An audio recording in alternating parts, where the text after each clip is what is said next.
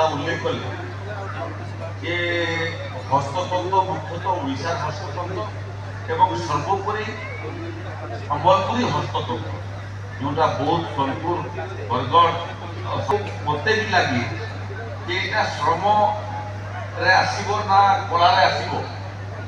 ताले लोक द्वंद्व मत लगे श्रम आसो कम कला आसो बेसी मत लगुच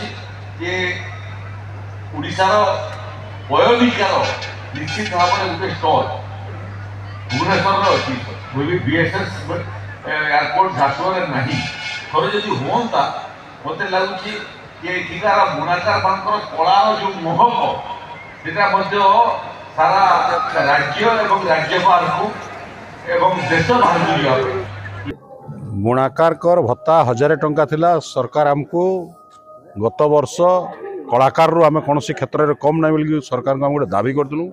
गोटे तंत्रशाला एवं आमको भत्ता कलाकार भत्ता 2000 दि जाऊ सरकार आमको 2000 दिले एबे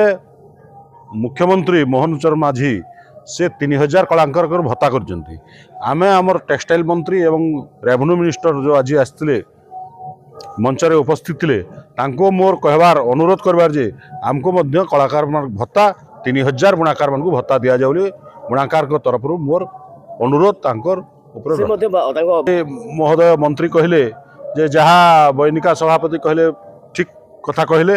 आ चेष्टा पूरा करी 3000 टंका भत्ता आमे बुणाकार को देबा पाई।